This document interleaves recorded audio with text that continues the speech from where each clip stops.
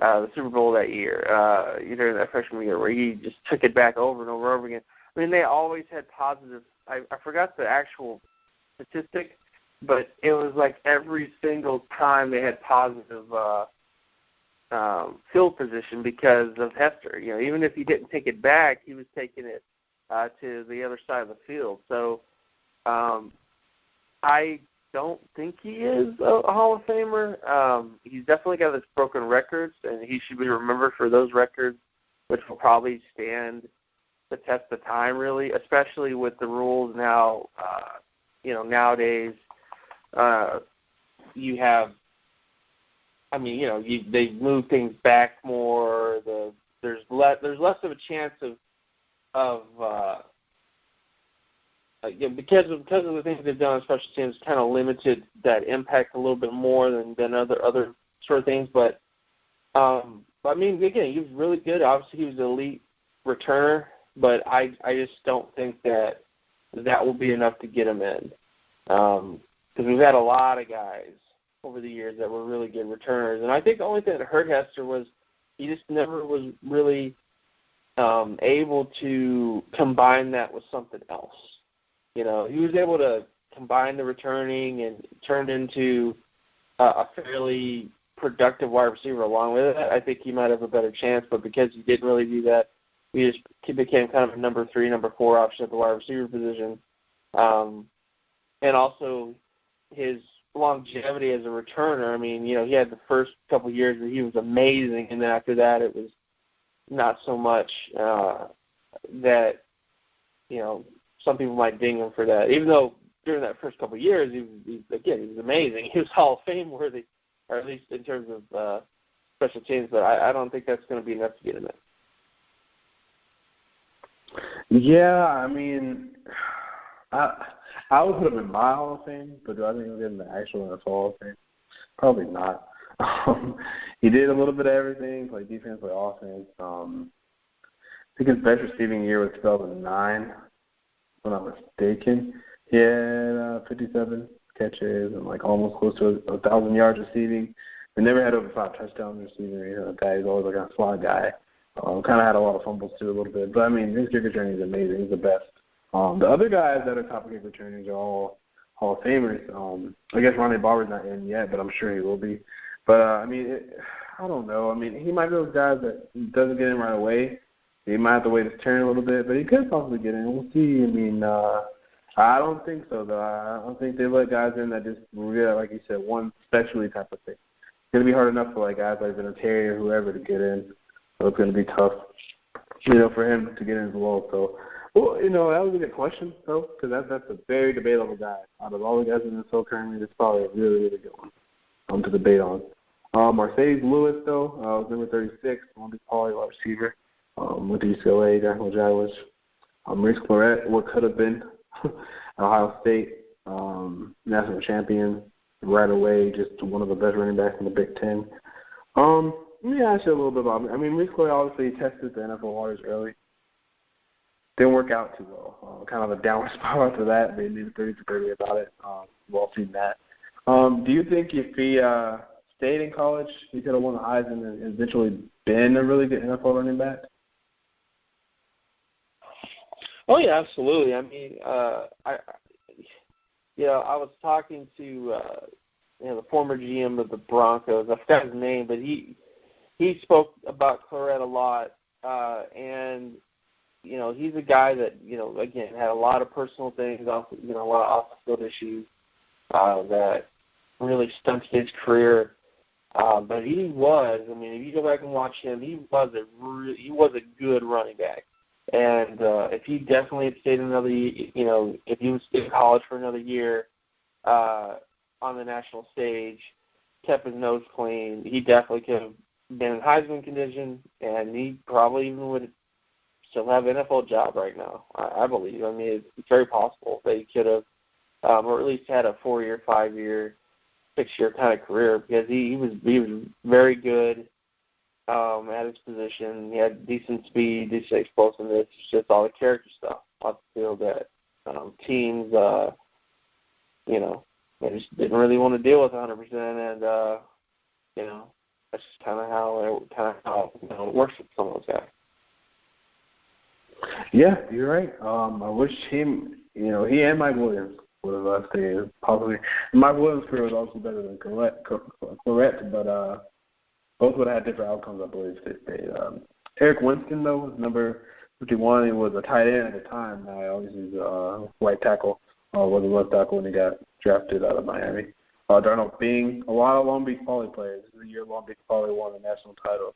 That's one of the best things ever put together. I think they have 9 players in the top 250, 6 in the top 100. Winston Justice, another Long Beach Poly guy. Herschel Dennis, another Long Beach Poly guy. All with the USC kind of together.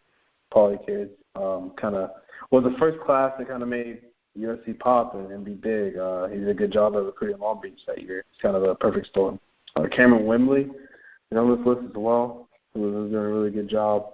In high school, I mean, he was just, I think he won Gatorade State Player of the Year in Kansas twice, if I'm not mistaken. He's like the only guy to do that. Bryce Brown was nominated a couple of years in a row. But Tombai Hale, is that how you say his last name, Jim? I'm killing his last name right now, or his first name. Tamba Hale from Penn State. I believe so. Yeah. Right, yeah. He's on this list. Chris Baker, like I mentioned, Tony Hugo, Jason Allen, Derek Landry.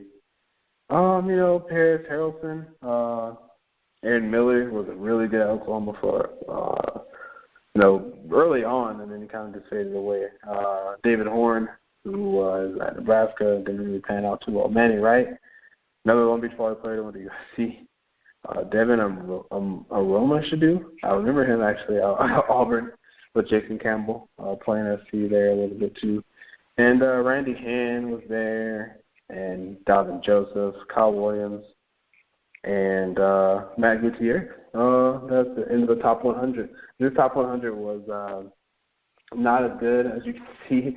There were some good names in there. There's no Hall of Fame guys in the top 100. Devin Hester's probably the closest for sure. Kyle Williams is a really good player too, though, defensive tackle. But, this 2002 class is great as far as just names in college. A lot of them didn't do good in the NFL, but they have some good names. I had to go to the 2002 class. I had to give them a little bit of love. Next week we'll have another recruiting class we'll go over. I'm not sure which one yet. I'll pick it on the fly. But, yeah, we're going to go over that. We're going to go over the top 5 teams, country, final standings. We're going to go over rivals rankings probably one more time, just the final rankings or any recruiting battles that have gone on or any coaching changes that have gone on as well, because those seems to still be happening a little bit. But, yeah, we got one more question in the bag, I believe. Well, first of all, I'll get to my question, actually, for you, Jim. Who do you got, man, in the college football playoff? You can break it down. You can go with one team. You can go with, who you have in these matchups. For the FBS college football playoff? What was that? For the FBS college football playoff? Yeah, the FBS, sorry. FBS, oh, okay. Yeah, it's tough, but I think Alabama definitely will take it, and for the first game at least. And then the other matchup, which I believe is it Michigan State Clemson? Is that? Oh no. Oklahoma. Oh, Oklahoma. Yeah, Oklahoma Clemson. Right. Man, I think Oklahoma. So I just think defense-wise they have. And Clemson's defense is really good as well, but I think that, and these are both teams that are very. That's going to be that's going to be the game I want to watch. Alabama, Michigan State's a little bit easier, at least for me, to predict. It's going to be a tough game. Don't get me wrong, but I think Alabama gets it, and I think Oklahoma, and then you have a rematch. So I think Alabama Oklahoma rematch. Well, it would be very, very fun. I agree with you. I'm right there with you. I don't know if this is just me. Maybe some people up in East Lansing too, of course. I think that Michigan State-Alabama game is going to be really close. I think their front seven is really good too, along with Alabama's. It's not as good as Alabama's, but it's really close. Probably right behind it. I think do a good job of running the ball. They have an elite wide receiver. They have a big time quarterback. He doesn't always play the best, but he comes up big times. I think he's the most wins in college football currently right now. And he's just he's pretty clutch, and he can make all the throws too. And like I said, I mean, their defense is really good up front. Calhoun and those guys. I think it's going to be a backyard brawl type of game. I just don't. I mean, Michigan State just can't score enough points. I don't believe they can. I think they might put up 10. I think it's going to be about 17 to 10. I'll say 17 to 10. Alabama's probably going to control the clock in the most of the game, but I think it's going to be close. I mean, everyone's saying it's going to be a blowout, but I think it's going to be close. And I think Oklahoma-Clemson will be close. I've got Oklahoma winning by 5 points, maybe another rematch from last year.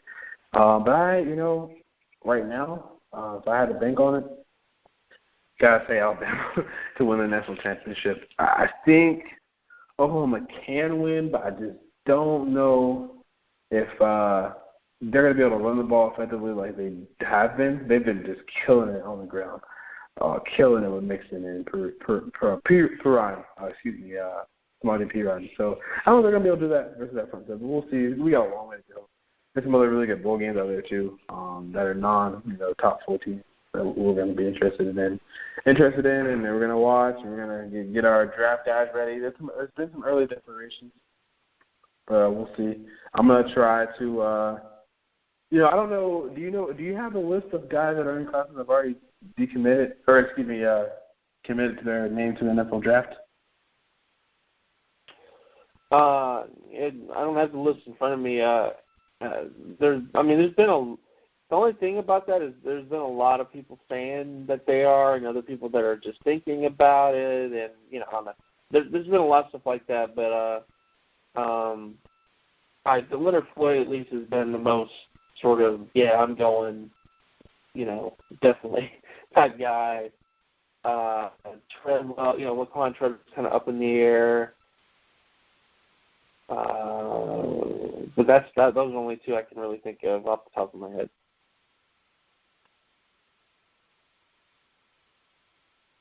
Okay, yeah, fair enough. There's been some guys that have not a lot of quarterbacks yet. I'm waiting for quarterback. I said only 3 are probably going to go. I think Jared Goff's going to go. I think Paxton Lynch is going to go. I think Chad Kelly's going to go, from what I'm hearing as well, which I've been kind of right on some things lately, so hopefully Trent can go. Good. Just talking to people in Atlanta,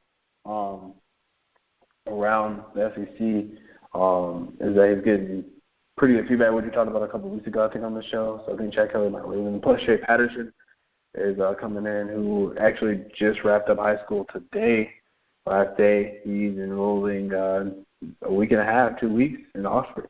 He just tweeted that out. So congrats to him, and they're going to get quarterback. We'll see who comes out, who stays. It's going to be fun.